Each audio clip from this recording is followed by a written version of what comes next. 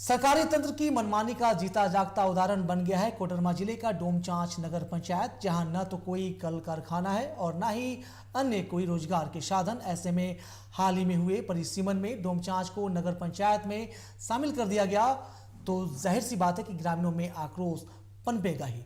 इसी को लेकर एक रिपोर्ट देखिए। डोमचांच नगर पंचायत भंग करने की मांग, ग्रामीणों ने विभाग के विरुद्ध खोला मोर्चा। क्षेत्र में नहीं है कोई रोजगार का साधन, जंगली क्षेत्र है, वार्ड संख्या 8, कैसे देंगे टैक्स। ग्राम पंचायत में फिर शामिल करने का मांग, प्रत्याशियों से चुनाव नहीं लड़ने की अपील। सरकारी तंत्र की मनमानी का जीता जागता उदाहरण बन गया है कोडरमा जिले का डोमचांच नगर पंचायत, जहां न तो कोई कल कारखाना है और न ही अन्य कोई रोजगार के साधन। ऐसे में हाल ही में हुए परिमिशन में डोमचांच को नगर पंचायत में शामिल कर दिया गया है तो ग्रामीणों में आक्रोश पनपना लाजमी है, जिसके विरोध में ग्रामीण अब खुलकर मोर्चा खोलते हुए बैठकर विभाग को कोस रहे हैं। कोरम पूरा होना चाहिए, वो फुलफिल हुआ नहीं। 5 पंचायत बना करके नगर पंचायत बना दिया मिला करके। अब वो जो है सो उसको जंगल क्षेत्र पड़ता है और इस तरह का पॉपुलेशन है, 80% लोग गरीबी रेखा के नीचे है। रोजी रोजगार धीरे धीरे समाप्त हो गया, पत्थर समाप्त, मायका समाप्त, तो यहाँ बचा क्या। ग्रामीणों का कहना है कि डोमचांच को नगर पंचायत बना देने से आम लोगों में भारी आक्रोश है। वैसे भी रोजगार का साधन नहीं होने से होल्डिंग टैक्स कहां से देंगे। इतना ही नहीं, जंगल में पड़ने वाले क्षेत्रों को भी अफसरों ने नगर में शामिल कर दिया है।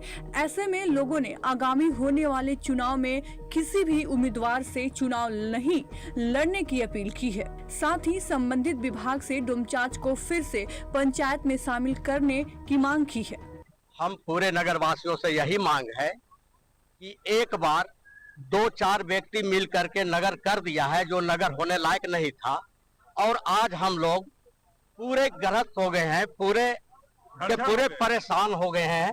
आज हम लोग इसके लिए हम नगर वासियों से कहना चाहते हैं कि जो भी उम्मीदवार बनना चाह रहा है, एक बार हम लोग को जख्म ऐसा दे दिया जो कि हम लोग सह नहीं पा रहे हैं, दूसरा बार वैसा जख्म ना करने का कोशिश करें जिससे हम लोग बर्दाश्त ना करके मजबूरन कोई किसी तरह का बात आ जाए।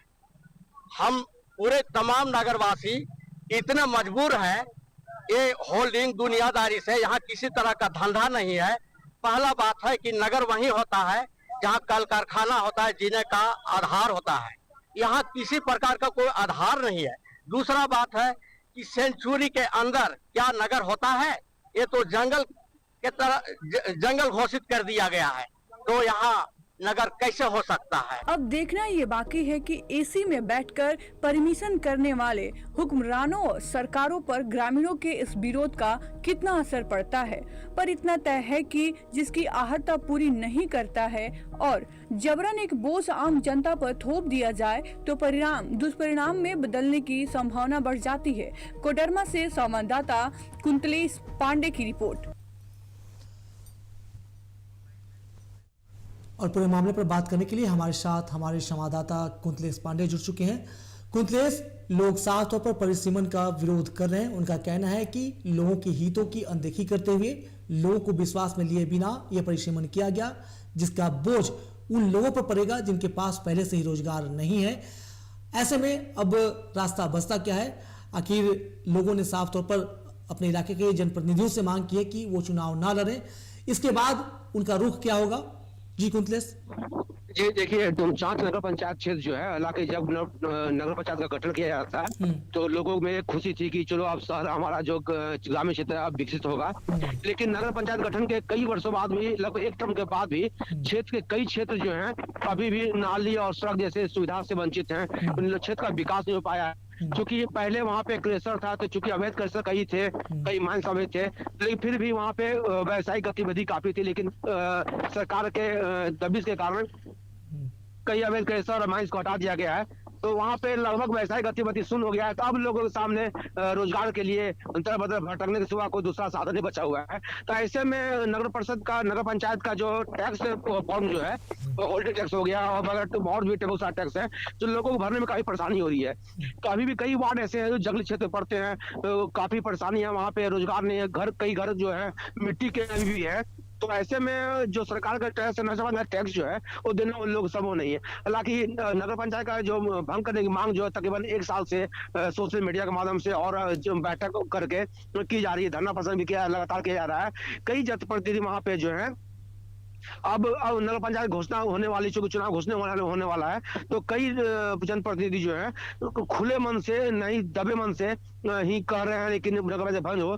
कई उम्मीदवार अभी भी वहां पे जो पहले से मन बनाए हुए थे, अब स्थिति देखकर वो लोग अपने आप को सामने प्रपोज नहीं कर पा रहे हैं। स्थिति बहुत ब्याह है और इस बाबत चूंकि यहाँ केंद्रीय मंत्री अन्नपूर्णा देवी का यहाँ पे निवास है, वो उनके क्षेत्र में पड़ता है, तो लोग उनसे ही मांग करें इस संबंध में कुछ बात करें।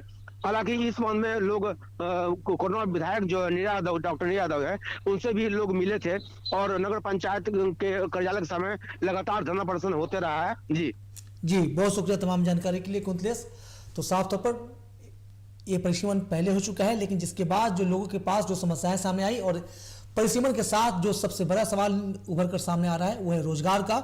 रोजगार को लेकर इलाके में कुछ बचा नहीं है, सरकार से भी लोग नाउमीद हैं। ऐसे में उन पर होल्डिंग टैक्स का अतिरिक्त बोझ आ रहा है, जिसे लेकर लोगों के सब्र का बांध जो है अब फूटने लगा है। यही वजह है कि अब लोग गोलबंद होकर ये मांग कर रहे हैं कि इस क्षेत्र को नगर पंचायत से फिर से बाहर निकाला जाए, मुक्त किया जाए, और साथ ही साथ जो जनप्रतिनिधि हैं उनसे भी ये दरख्वास्त वो लोग कर रहे हैं कि वे लोग चुनाव में हिस्सा ना लें।